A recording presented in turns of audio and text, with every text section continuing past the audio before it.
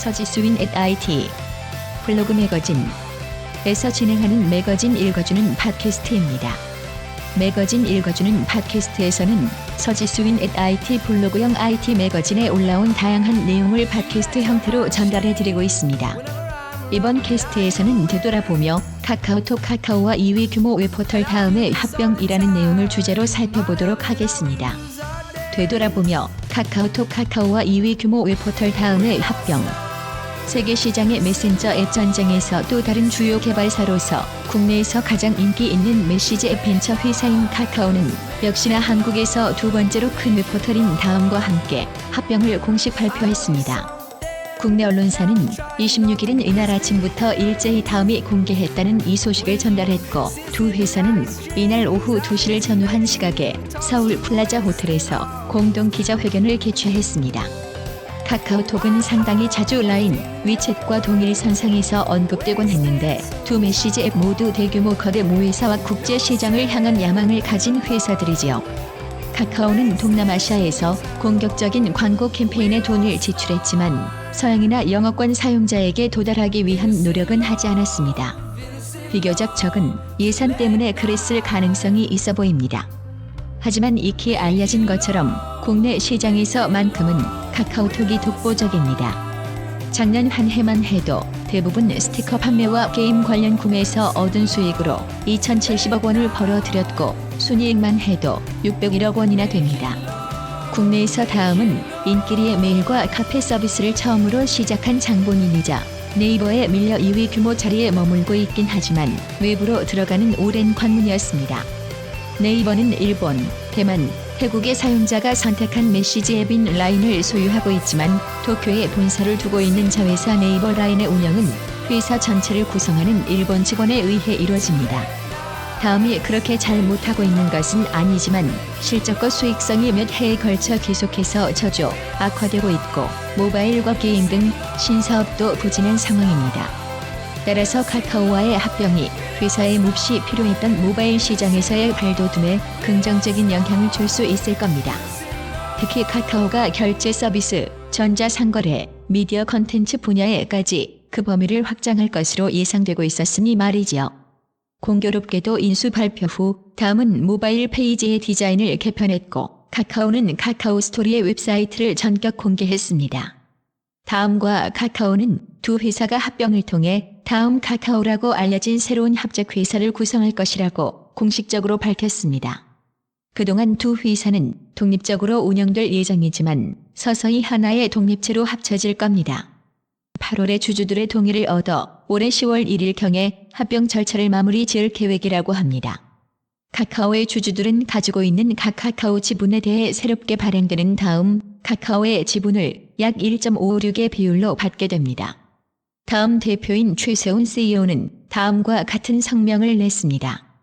양사는 협업, 개방성과 비계층적인 일, 문화에 대한 강한 믿음을 옹호하는 공통의 가치를 공유하면서 서로를 보완하는 독특한 장점이 있습니다. 우리는 모바일 분야에서 카카오가 가지고 있는 강력한 시장 지위가 우리의 우수한 컨텐츠 서비스 및 20년 간의 운영 경험이 결합되면 강력한 시너지 효과를 낼 것이라고 믿습니다. 좋은 건가요? 나쁜 건가요? 좋다, 나쁘다라고 딱 잘라 말할 수는 없을 것 같습니다. 회사라는 두 이익 집단이 하나가 되는 것이기에 보는 관점에 따라 다를 수 있고 두 곳과 직접적으로 연관되어 있거나 혹은 IT 분야와 업계의 변화에 관심을 두고 있지 않은 사람이라면 별다른 큰 감흥이나 느낌이 없을지도 모릅니다. 하지만 기본적으로는 좋은 변화라고 조심스럽게 내다볼 수 있을 것 같습니다. 국내 인터넷 환경이 거의 10년이 넘게 네이버가 독점하다시피 하며 정체되어 있었고 일반적으로 알고 있는 것처럼 사실상의 독점 상황이 계속되면 균형을 맞추고 견제할 세력이 없어 발전도 느려지고 경우에 따라 멈출 수도 있겠지요. 다양성이 주는 생기와 활력, 끊임없는 개선과 변화는 없을지도 모릅니다. 아무래도 함께 움직이며 영향을 주고받을 상대가 없다면 옆에서 다른 방향으로 한번 밀어주기라도 할 누군가가 없는 것과 마찬가지겠지요. 경쟁, 개선, 다양성, 변화, 발전 모두 소비자에게는 좋은 것들입니다. 그뿐만 아니라 장기적으로 보면 다양성과 경쟁이 네이버에게도 좋은 일이 되겠지요. 경쟁과 새로운 자극을 통한 변화의 또 다른 동력이 될 겁니다. 네이버를 견제할 세력이 생긴다는 것, 변화를 기대해 볼 수 있다는 것. 이것만으로도 이번 합병은 의미 있는 일이라고 말할 수 있겠지요. 합병 배경. 두 회사 모두 압력을 받고 있었습니다. 다음은 여러 새 사업을 4년간에 걸쳐 진행했지만 크게 성공한 게 없었고, 카카오는 카카오 게임을 성공시키며 수익화 논란을 잠재우고 큰 성공을 거두긴 했지만 그 이후로는 역시나 이렇다 할 큰 성공이나 성과가 없었습니다. 이 때문에 네이버, 벤처회사, 심지어 외국계 회사에 이르기까지 내외부에 걸쳐 다양한 압박이 거세지고 있었습니다. 이런 압력과 정체 상황을 극복하고 타개하기 위해 이런 결정을 내리게 되었다고 할 수 있겠지요. 다음에 인수 혹은 카카오의 흡수. 이미 기사를 접한 분은 알고 계시겠지만 일단 외형적인 형태는 다음이 카카오를 인수하는 모습을 띠고 있습니다. 그래서인지 금융투자업계에 따른 내용이라고 설명하고 있는 언론이 전달한 소식에서도 다음이 카카오를 흡수 합병한다고 공시되어 있는 것이겠지요. 앞서도 말씀드린 것처럼 올해 8월에 주주들이 승인을 해주면 이제 절차가 마무리 단계에 이르게 됩니다. 그런데 외형이 아닌 그 속을 들여다보면 사실상 카카오가 다음을 흡수한 것으로 보면 좋을 것 같습니다. 벤처 기업인이자 카카오의 설립자이기도 한 김범수 의장은 이번 합병에서 40% 안팎의 지분율을 보유하게 됩니다. 합작회사 다음 카카오의 사실상 소유주가 된 셈이지요. 이에 반해 역시나 국내 인터넷 초창기 벤처 기업인으로 시작한 이재용 다음 창업자는 합병이 이루어지게 되면 5% 정도의 지분율만 갖게 됩니다. 실질적으로는 소유권을 잃게 되는 셈이지요. 여기에 대해 이재용 대표가 양보의 결심을 했다는 평가도 보이네요. 기업 가치만 해도 3배가량 차이가 나기에 사실상 카카오 쪽에 무게가 실려 있다는 주장은 타당해 보입니다. 예상해 볼 수 있는 일. 다음과 카카오 두 회사가 기자회견을 열고 합병 의사를 공개하기는 했지만 아직 구체적으로 밝힌 부분이 많지는 않습니다. 그래서 앞으로 어떤 형태로 자신들의 이후를 펼쳐나갈지 정확히 알 수는 없을 겁니다. 하지만 다음과 같은 일들을 예상해 볼 수 있습니다. 1. 카카오의 세계 시장 사업 전개 확장. 앞서도 말씀드렸던 것처럼 카카오도 동남아 지역을 중심으로 공격적인 광고와 마케팅을 진행하고 있기는 했지만 일본을 필두로 대만, 태국에서까지 선풍적인 인기를 끌며 성장하고 있는 라인의 기세가 부담이 됐을 겁니다. 자금 문제로 세계 시장 사업 전개도 제한적인 편이었지요. 그런데 이번 합병으로 상당한 양의 자금이 유입돼 세계 시장 진출과 사업 전개를 좀 더 확장해서 진행하게 될 것으로 예상해 볼 수 있습니다. 2. 다음에 경쟁력 강화, 카카오톡 연계 신사업 진행. 네이버에 비해 회사 규모가 작았는데 이번 병합으로 회사 규모를 늘렸습니다. 그리고 수천억 원에 달하는 매출 증대 효과도 예상된다고 하는군요. 확보한 자원을 바탕으로 카카오톡과 유기적으로 결합된 서비스를 시작한다면 다음에 회사 전체 경쟁력이 강화될 것입니다. 다음 뉴스 서비스의 경우 선호하는 사용자층이 확실히 형성돼 있다고 합니다. 카카오톡도 컨텐츠 서비스를 시작하기 위해 계속 눈독을 들이고 있다는 기사가 여럿 나오기도 했습니다. 카카오톡을 통해 뉴스를 자연스럽게 공유하고 소비할 수 있도록 구성한다면 카카오의 수많은 사용자를 기반으로 컨텐츠와 뉴스 유통에까지 영향력을 미칠 수 있겠지요. 다음에 최세훈 대표는 카카오의 확산력과 다음에 컨텐츠 운영 노하우가 결합되면 큰 가치를 만들 수 있습니다. 다음 카카오는 생활정보 플랫폼으로 거듭날 것입니다. 라고 언급하기도 했습니다.